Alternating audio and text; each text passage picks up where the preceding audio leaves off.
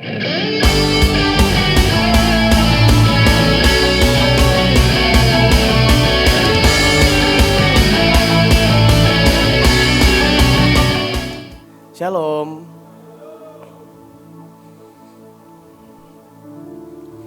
Alkitab mencatat ada sebuah kejadian yang cukup unik menurut saya, yaitu kalau Bapak Ibu baca, ada kejadian di mana bangsa Israel, kerajaan turun-temurun sampai satu titik terjadi yang namanya pembuangan.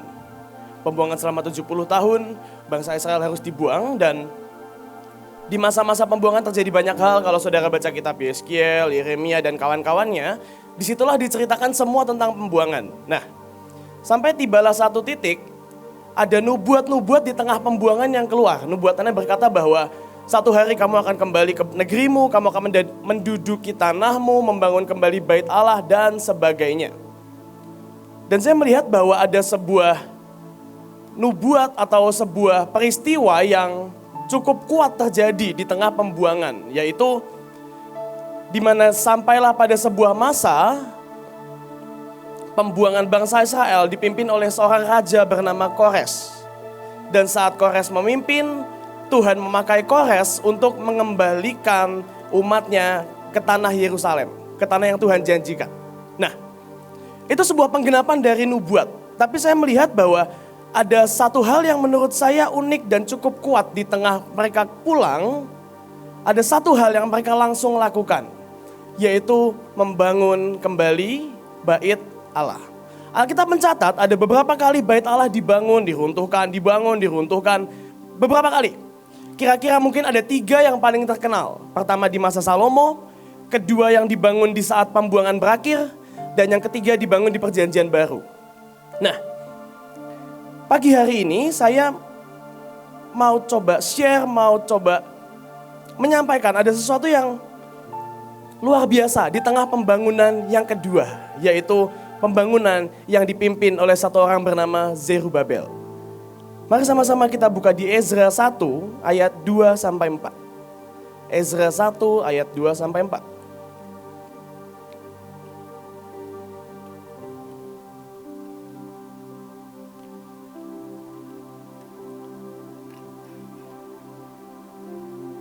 Saya akan bacakan dari versi firman Allah yang hidup. Koresi Raja Persia dengan ini mengumumkan bahwa Yahweh, Allah semesta langit yang telah mengaruniai aku kerajaan yang seluas ini, sekarang telah memberikan tugas kepadaku untuk membangun sebuah rumah baginya di Yerusalem, di tanah Yehuda. Semua orang Yahudi di seluruh kerajaan boleh pulang ke Yerusalem untuk membangun kembali rumah Tuhan Allah Israel di Yerusalem. Semoga berkat-berkatnya menyertai kalian, umatnya, orang-orang Yahudi yang ingin tetap tinggal di Persia harus ikut menanggung biaya mereka yang pulang ke Yerusalem dan juga mencukupi mereka dalam hal sandang, alat-alat pengangkutan, ternak, perbekalan, perjalanan, selain memberi persembahan sukarela bagi rumah Tuhan itu. Yang ajaib adalah Tuhan sungguh berkata kepada orang bernama Kores. Ini murni apa yang Kores katakan adalah pesan Tuhan. Kenapa? Kores bukan bangsa Israel, Kores bukan keturunan Abraham. Tapi kalau saudara belajar, kata Yahweh yang digunakan ini bukan karena terjemahan firman Allah yang hidup. Tapi hari itu Kores benar-benar berkata Yahweh. Dan menurut penelitian, menurut artikel sejarah berkata bahwa hari itu Tuhan sungguh menyambar dan berbicara lewat Kores. Sehingga Kores bisa ngomong Yahweh. Itu bukan hal yang lazim di zaman itu. Nah, sama halnya dengan yang hari ini kita alami. Beberapa minggu ini ada sebuah pesan Tuhan yang berkata bahwa untuk 9 November kita harus melantik pasukan Tuhan di setiap provinsi. Saya tidak tahu, mungkin beberapa dari saudara sudah mulai bergerak, mungkin sudah mulai langsung ngatur jadwal dan sebagainya, terutama yang PIC provinsi mungkin. Nah, dan saya melihat bahwa gini, kalau dikatakan ada masa di mana bait Allah harus dibangun. Kita semua mengerti bahwa bait Allah bukan tentang bangunan, bukan tentang gedung, bukan tentang gereja. Tapi kalau bait Allah dikatakan adalah tubuh Kristus, adalah kita semua umat manusia, maka artinya pembangunan bait Allah sama halnya dengan kita datang ke setiap provinsi, menduduki dan membangun pasukan yang berjaga. Saya percaya bahwa setiap kali kita ke provinsi, setiap kali kita membangun pasukan, bukan sekedar kita menambah jumlah angka atau sekedar menambah jumlah massa yang kita punya. Tapi setiap kali kita ke provinsi, ada bait-bait yang dibangun, ada mesbah-mesbah yang dibangun, dan mereka berdiri menjaga setiap kota dan provinsi. Saudara percayakan hal itu? Amin. Saya pun demikian. Nah, tapi yang menyedihkan adalah Alkitab mencatat gini, kitab Hagai mencatat bahwa di saat mereka semua harus pulang ke Yerusalem, ada orang-orang yang memilih untuk tidak turut serta dalam pembangunan. Bahkan di kitab Kores dikatakan gini, di kitab Ezra, Kores bilang gini, kalau kamu gak ikut, kamu harus ikut bantuin, minimal nyumbang. Dan menurut catatan, lebih banyak yang gak ikut pulang daripada yang pulang dan membangun. Menurut catatan, lebih banyak yang pilih tinggal di pembuangan daripada yang jalan pulang dan membangun bait Allah. Dan yang lebih parahnya lagi, yang ikut pulang pun tidak semua ikut membangun. Dan menyedihkan kenapa beberapa orang dari mereka menyadari bahwa bait Allah sudah lama tidak dibangun. Dan sudah jadi kewajiban, sudah jadi kerinduan untuk ini dibangun. Tapi banyak dari mereka yang justru sudahlah, yang penting kita sudah pulang, baik-baik dan selesai. Sampai satu titik, Alkitab mencatat pembangunan dimulai, baru berjalan dari kitab Ezra 1, 2, 3, pasal 4 berhenti. Mungkin menurut catatan sejarah kira-kira mungkin baru berjalan 5 sampai 10 tahun, sebentar sekali. Baru berjalan sangat sebentar, terhenti. Nah, apa yang menghentikan sebuah pembangunan bait Allah?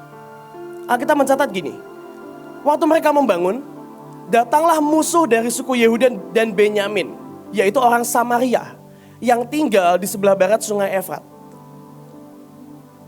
Saya tidak berkata bahwa setiap kali kita bangun pasukan tidak ada halangan. Saya tidak berkata setiap kali kita bangun pasukan, melatih, bukan tidak ada halangan.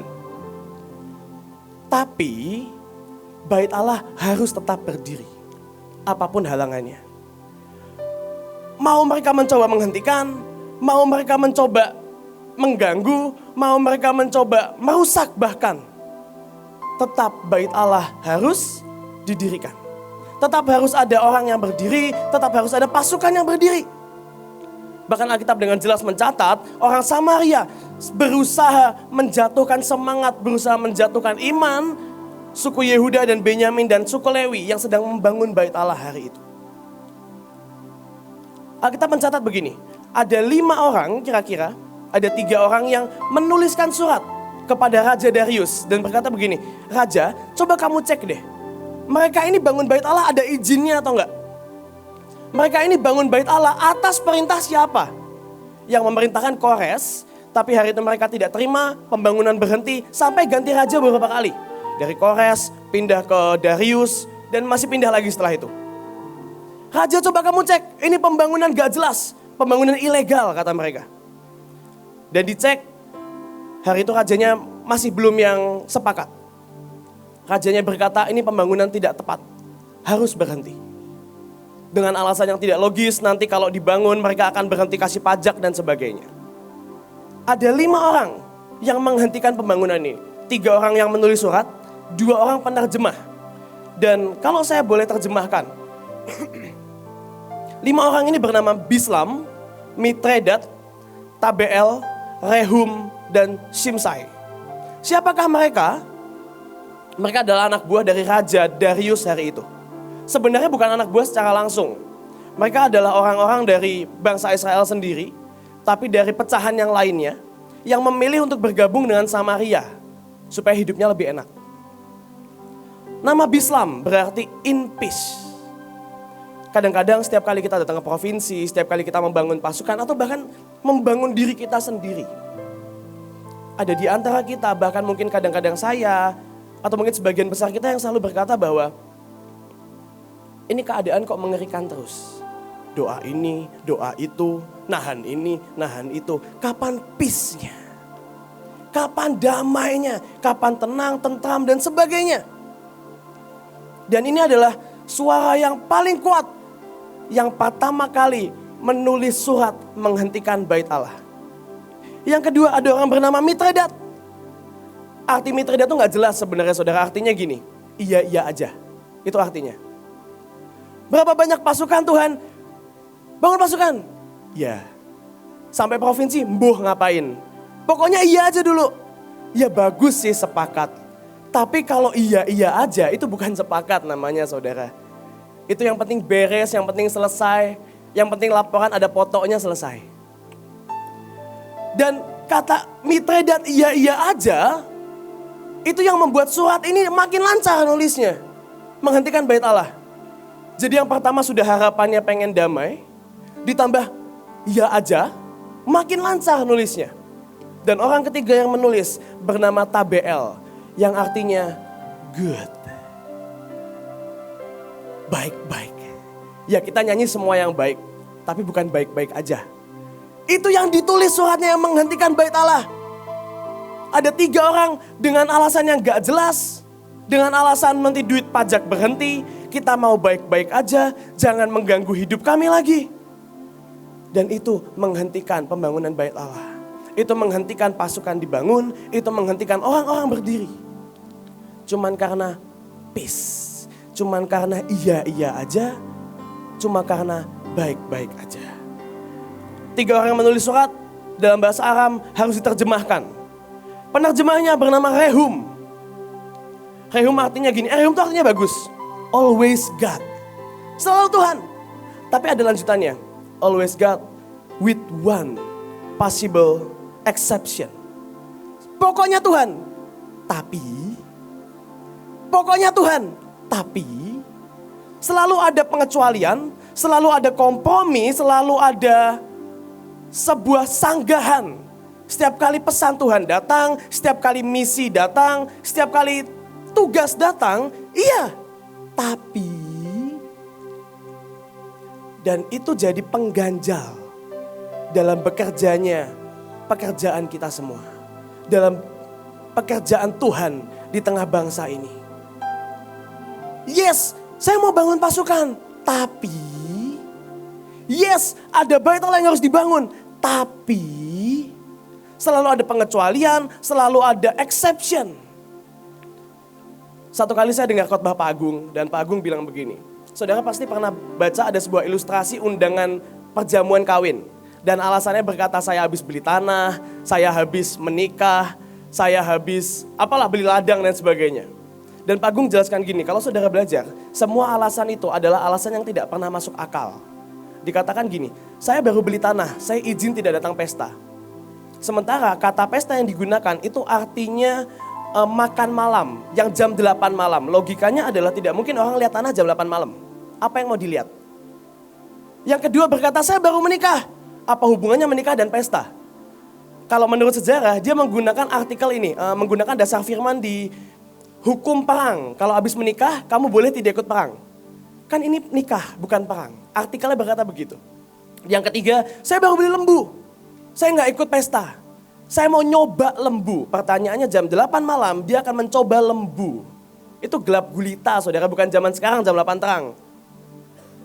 Tapi yang menyedihkan dalam anak-anak Tuhan, dalam pekerjaan pelayanan kita. Selalu ada exception. Selalu ada tapi. Selalu ada alasan, selalu ada kompromi. Kita isi cawan ini, aduh saya sibuk. Sibuk apa? Kita harus ngerjain ini. Aduh saya nggak bisa apa. Saya kadang sering geli kalau dengar ada anak-anak yang bilang, Kak saya kuliah, saya nggak bisa lah. Emang mbok pikir saya nggak kuliah? Saya kerja lah, mbok pikir saya nggak kerja. Tapi itu selalu ada alasan. Tapi itu selalu ada. H-1 di rapture juga ada tapi masihan saya rasa. Tapi kan itu pilihan. Saudara tahu pesan Tuhan, saudara tahu waktunya, saudara tahu harinya sudah seperti apa. Kau memutuskan mau tapi atau enggak. Itu kan pilihan kita. Tapi selalu ada. 2 detik sebelum diangkat juga masih ada kata tapi. Itu pilihan, kita mau tapi atau enggak. Amin. Saya lanjutkan. Selain Rehum sebagai trendsetter, ada Simsai yang menerjemahkan surat itu. Kata Simsai artinya sun. Bagus sih, matahari. Tapi matahari di sini bukan matahari Tuhan sebagai matahari. Matahari di sini artinya adalah ilah yang lain. Atau bisa dibilang dewa matahari. Kristen kita tidak menyembah dewa yang lain, iya saya tahu. Kita gak menyembah Baal, kita gak menyembah dewa matahari, iya saya tahu. Tapi Baal atau dewa yang lain gak perlu muluk-muluk saudara. Saya yakin kalau saudara lihat dewa matahari saudara tengking, yes saya tahu. Tapi Baal atau Tuhan yang lain gak selalu bicara dewa yang begitu. Baal simple, apapun yang memisahkan kita dari Tuhan sudah Baal. Apapun yang menjauhkan, apapun yang nyempil di tengah-tengah antara kita dan Tuhan sudah jadi Baal. Sama, selalu ada, yes selalu ada. Mau diikuti atau tidak, itu pilihan. Nah, pembangunan Bait Allah terhenti, Zerubabel cukup down mentalnya. Udah ini gak bisa dibangun, saya menyerah. Bahkan Alkitab mencatat Zerubabel takut sebenarnya. Yang ajaib adalah begini saudara. Menurut catatan sejarah, setiap nabi-nabi itu punya timeline-nya masing-masing, punya jadwalnya masing-masing, ada tabelnya. Jadi kalau saudara baca Alkitab dari kitab Ezra lanjutnya ini, itu enggak urut. Itu tidak berurutan. Nah, ternyata kitab Ezra dan kitab Hagai dan kitab Zakaria itu ditulis bersamaan. Jadi Ezra nulis tentang pembangunan, Hagai dan Zakaria hidup di masa yang sama datang untuk menyampaikan pesan tentang pembangunan tersebut. Oke, nah di tengah mereka kena mental, di tengah mereka mental breakdance, kalau bahasa anak sekarang, di tengah mereka udah gak bisa bangun, datanglah pesan Tuhan. Pesan Tuhannya berkata begini, Hagai 1 ayat 12 dan 14. Lalu Zerubabel bin Sealtiel dan Yosua bin Yozadak, ini imam besar Yosua yang punya permata bermata 7. Imam besar dan selebihnya dari bangsa itu mendengarkan suara Tuhan Allah mereka dan juga perkataan Nabi Hagai sesuai dengan apa yang disuruhkan kepadanya oleh Tuhan Allah mereka. Lalu takutlah bangsa itu kepada Tuhan. Tuhan menggerakkan semangat. Bahasa Inggrisnya bilang Tuhan menciptakan sparks. Tuhan menciptakan binar mata, Tuhan menciptakan hati yang bergelora. Zerubabel bin Sealtiel bupati Yehuda dan semangat Yosua bin Yozadak imam besar. Dan semangat selebihnya dari bangsa itu, maka datanglah mereka lalu melakukan pekerjaan pembangunan rumah Tuhan semesta alam, Allah mereka. Saat saudara bangun pasukan, saat saudara harus kembali ke provinsi mengerjakan segala sesuatu, saudara akan melihat ada halangan-halangan. Saudara akan melihat ada hambatan, pasti ada musuh yang menghadang, pasti ada. Dalam semua yang kita kerjakan, pekerjaanmu, kuliahmu, pelayananmu, selalu ada yang berusaha menghalangi. Tapi ada satu jawaban, yaitu setiap kali pesan Tuhan muncul. Ada hari-hari yang begitu berat buat anak-anak rock, buat pelayanan kita. Dan Cikizia akan duduk di sebelah situ dan colek saya dari belakang. Chris, ayo dengerin khotbah. Karena kadang-kadang Tuhan suka memberi clue lewat khotbah hari itu. Dan benar saudara, satu kali ada sebuah masa yang berat buat rock. Hari itu yang khotbah Tante Lani dari Windu. Tante Lani khotbahnya begini, pengajarmu akan ada di belakangmu. Udah, itu khotbahnya. Saya gak ingat jujur khotbahnya apa. Saya dan Cikizia cuma ingat satu kalimat, pengajarmu ada di belakangmu. Cikizia bilang gini sama saya, Chris, kalau pengajarnya datang, berarti ujiannya udah kelar, Chris. Oh ya benar juga ya Cik ya, kan kalau ujian gak ada yang ngajar. Oh ya benar, berarti ujian kita selesai. Itu pesan Tuhan. Simple, cuma satu kalimat yang kita ingat. Tapi itu jawaban dari sekian bulan. Hari itu adalah hari-hari yang mengerjakan Bali, mengerjakan provinsi dan sebagainya. Cukup berat buat kami, anak-anak muda, beberapa masih baru, pertama kali ke provinsi langsung ngerjain Bali yang segitu besar. Masalah ini, masalah itu. Tapi cuman karena satu khotbah dengan satu kalimat, pengajarmu ada di belakangmu. Itu membuat kita semua jalan lagi dengan kuat. Itu membuat kami berangkat ke Bali tanpa keraguan. Dan Saya berdoa setiap kali saudara mengerjakan sesuatu. Ada pesan-pesan, ada rema yang menuntun langkah kita semua.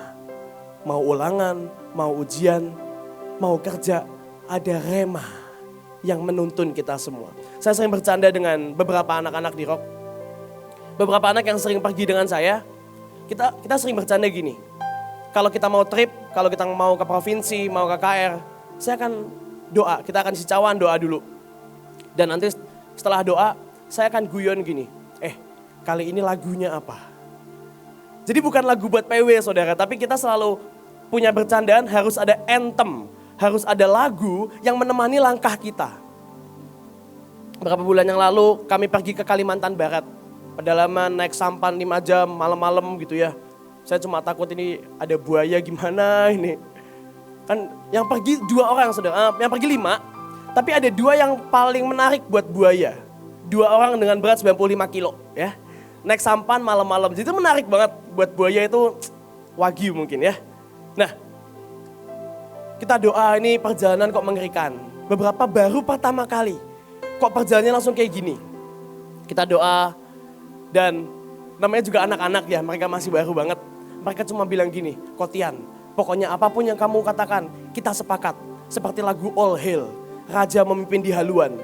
Jadi apapun yang kami lakukan, saya ditaruh paling depan. Emang kada kurang ajar sebenarnya. Dari mendoakan orang sakit, dari naik sampan, dari jalan di hutan, saya taruh paling depan terus. Ya udahlah, Raja memimpin di haluan. Itu trip pertama. Trip kedua, kami diutus di tengah kami semua keadaannya tidak baik. Saya lagi pusing skripsi, yang ini lagi pusing ini. Kita tahu kita harus nyanyi apa? Penolong dalam kelemahanku. Wah. Itu lagu kita seminggu, nyanyi itu terus. Satu kali satu malam saya gak bisa tidur. Anak youth saya ambil gitar, metik penolong dalam kelemahanku, saya ngorok sampai pagi langsung. Itu rema saudara buat saya. Dan kita selesaikan dengan kuat. Oh saya ingat itu hari 17 Agustus, ada serangan fajar. Pagi-pagi berdoa, nyanyinya itu juga. Di tengah pohon pisang, kelapa sawit di Sumatera Utara di Riau. Nyanyinya itu. Kenapa? Itu rema. Itu yang jadi acuan, itu yang jadi kekuatan. Kami jalan. Dan penghalang yang datang, semua keadaan yang berat, seakan, saya gak bilang jadi hilang ya. Cuma itu jadi kekuatan untuk memang menghadapi keadaan yang begitu alot. Ada kalanya pembangunan bait Allah tidak berjalan mulus. Tapi ada firman Tuhan, ada rema, ada pesan yang menuntun langkah kita. Dan membuat sparks, membuat hati kita bergelora lagi. Membuat hati kita nyala lagi. Membuat mata kita berbinar lagi. Amin. Saya lanjutkan. Yang ajaib dari Zerubabel adalah begini. Dia adalah orang yang diberikan pesan.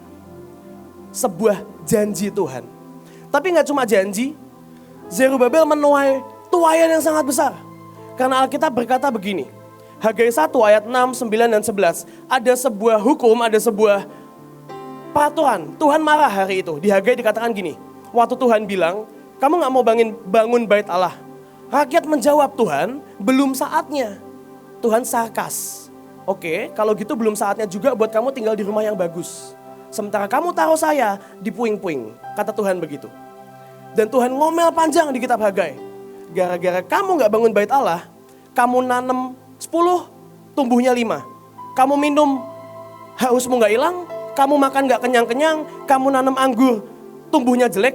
Itu hukum yang kena buat bangsa Israel hari itu. Kenapa? Kamu taruh saya di puing-puing soalnya. Ayo bangun bait Allah. Dan setelah dia bangun bait Allah, ini janji yang keluar buat mereka. Janjinya berkata begini. Tetapi sekarang kuatkanlah hatimu, hai Zerubabel, demikian firman Tuhan. Dan hai Yosua bin Yozadak, imam besar. Kuatkan hatimu, hai segala rakyat negeri. Demikianlah firman Tuhan. Bekerjalah, sebab aku menyertai kamu. 1, janjinya Tuhan menyertai. Yang kedua, sesuai dengan janji yang telah kuikat dengan kamu pada waktu kamu keluar dari Mesir. Dan rohku tetap tinggal di tengah-tengah kamu. 2, rohnya tetap tinggal.